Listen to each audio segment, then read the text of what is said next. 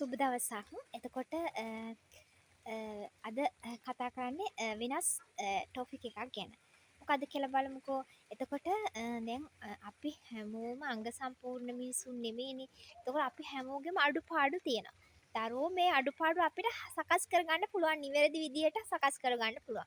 එතකොට අපි පුද්ගලයානේ. එතකොට පුද්ගලයාගේ තියෙන ඒ පර්සන්ගේ තියෙන අඩුපාඩු අපි මේ සකස් කරගන්න ඕන, නිවැරදිව සකස් කරන්න ඕන. එතකොට අඩුපාඩු කිව්වහම අපි බලමු දැන් අපි කෙලින්ම අපේ පෙනුම. තේරුණාද? අපිට යම් කිසි කෙනෙක්ට පේස් වෙන්නේ පෙනුම. අපේ පෙනුමේ තියෙන අඩුපාඩු අපි සකස් කරගන්න ඕන නම්බර් 1. නම්බර් 2 තමයි මේ appearance එක. appearance එක. තේරුණාද? මේ appearance එක change වෙනවා. එතකොට මේ appearance එක අපි හදා ගන්න ඕන පෙනුම. තේරුණාද? එතකොට නම්බර් 2 තමයි මේ අපේ ස්පීච් එක, අපේ කතා බහ නේද? අපේ ස්පීච් එකේ වෙනසක් තියෙනවා නම් වෙනසක්, අපි කතා කරන විලාසය වෙනස් නේද? දැන් කතා කරන විලාසය වෙනස් වුණොත් එහෙම ඒක ලොකු අඩුපාඩුවකට අපිට පේනවා. තේරුණාද? අන්න ඒකයි. ඊට පස්සේ ඇඳුම් පැළඳුම්.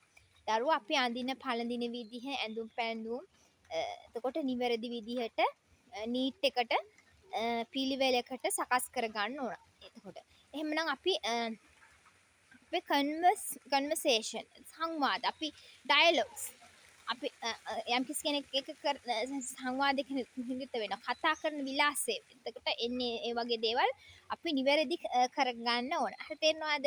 ඊට පස්සේ දරුවෝ මේ දැන් මේ අපි ඊට පස්සේ අපියරන්ස් එක ගත්තාම මේ ෆිගර් එක ගන්න ඕනේ. මේ ෆිගර් එකේ අපේ ෂෝට් කමින්ස් තියෙන්න පුළුවන්, අඩුපාඩු තියෙන්න පුළුවන්. එතකොට දැන් උදාහරණයක් ගත්තාම මේ උදාහරණයක් ගත්තොත් අපි හිසේ සිට පාදාන්තය දක්වා මේ තියෙන අඩුපාඩු මොනවද කියලා චුට්ටක් මේ හඳුනා ගනිමු නේ. එතකොට දැන් අපේ හිසකෙස් විලාසය නේද? හිසකෙස් වල ස්ටයිල් එක, හිසකෙස් අපි සකස් කරන විදිහ එක, මේ අපි මේ නීට් කරන විදිහ වෙනස් වෙනවා. එතකොට ඒකේ හිසකෙස් වල අඩුපාඩු තියෙනවා. එතකොට ගත්තාම දැන් ෆේස් එකේ ගත්තාම අයිබ්‍රෝ, අයි ෂැඩෝ, නෝස් එක ගත්තාම, මවුත් එක ගත්තාම, ඊය ගත්තාම මේ අඩුපාඩු තියෙනවා. දැන් අපි ඒකට ඉයරින් අපි මේ සිලෙක්ට් කරගන්නවා, මේ ඩෙකොරේට් කරනවා ඉයරින්. ඉයරින් අන්නේ වගේ දැන් විලාස් මේ අපි ජුවලරි ඇඩ් කරනවා, අපේ මේ ශරීරයට ජුවලරි ඇඩ් කරනවා. එතකොටත් මේ අපේ යම්කිසි අඩුපාඩු තියෙන්න පුළුවන්. එතකොට ඒ වගේ පුංචි අඩුපාඩු තියෙන්න පුළුවන්. එතකොට දැන් ඊළඟ කාරණාව තමයි දැන් මේ ෆිගර් එක මේන්ටේන් කරගන්න දෙන්නේ නැහැනේ.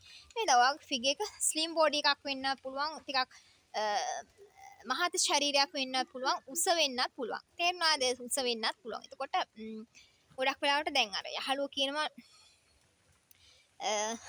දැන් ටිකක් මහත් වෙලා, දැන් ටිකක් හෙට්ටුයි, ලස්සන වෙලා, සුදු වෙලා මේ ෆිගර් එක මේන්ටේන් කරන්නේ කොහොමද? මේ ඩයට් කරනවද? ඔන්න වගේ අදහස් යාළුවෝ අහනවා නේද? ගැටලුවක් කරගන්න එපා. ඔයාට එන මේ කම්ප්ලේන්ස් ඔයා බාර ගන්න උත්සාහ කරන්න. හරිද?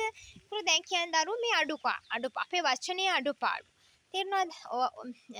ඔයාගේ කතා විලාස, ඔයාගේ ඩයලොග් වල, ඔයාගේ ස්පීච් වල, කන්වර්සේෂන් වල තියෙන අඩුපාඩු. තේරුණාද? එතකොට දරුවෝ මේ අඩුපාඩු ගත්තාම මේ ෂෝට් කමින්ස් ගොඩාක් තියෙනවා. තේරුණාද? එතකොට මම ඉදිරියේදී ඔයාලට මේ ෂෝට් කමින්ස් හදාගන්න හැටි කියලා දෙනවා. තේරුණාද? හරි. දැන් ෂෝට් කමින්ස් මොනවා ටික දැන් අඩුපාඩු මේ තේරෙනවන්නේ නේද? එතකොට අපි ඇවිදින විදිහේ අඩුපාඩුවක් තියෙනවා. අපි අඳින පළඳින විදිහේ අඩුපාඩුවක් තියෙන්න පුළුවන්. අපේ කතා බහේ අඩුපාඩුවක් තියෙනවා. අපේ ඩයලොග් වල අඩුපාඩුවක්. අපේ ඉගෙනීමේ අඩුපාඩුවක් තියෙනවා. අපි අඩුවෙන් භාගයට ඉගෙනගෙන තියෙන්න වෙන්න පුළුවන් නේද? අන්න ඒ වගේ මේ අඩුපාඩු ෂෝට් කමින්ස් ගොඩක් තියෙනවා දරුවෝ. මේවා අපිට හදාගෙන ලස්සනට පිළිවෙලට අඩුපාඩු නොමැති ටිකක් අංග සම්පූර්ණ මිනිසෙක් විදිහට, පර්සන් කෙනෙක් විදිහට පෙනී ඉන්න, සමාජයට මේ වැදගත් කෙනෙක් විදියට පෙනී හිටින්න ඔයාට පුංචි සරල දේවල් ටිකක් විතරයි කරන්න තියෙන්නේ. මම ඔයාට ඒ දේ කියලා දෙනවා. හරිද? අන්ඩර්ස්ටෑන්ඩ් කරගත්ත හරි. එහෙමනම් මාත් එක්ක සම්බන්ධ වෙන්න, අඩුපාඩු සකස් කරගන්න, නිවැරදි පුද්ගලයෙක් බවට පත් වෙන්න උත්සාහ කරන්න කියලා තමයි මේ වෙලාවේ මතක් කරන්නේ. හරි. thank you.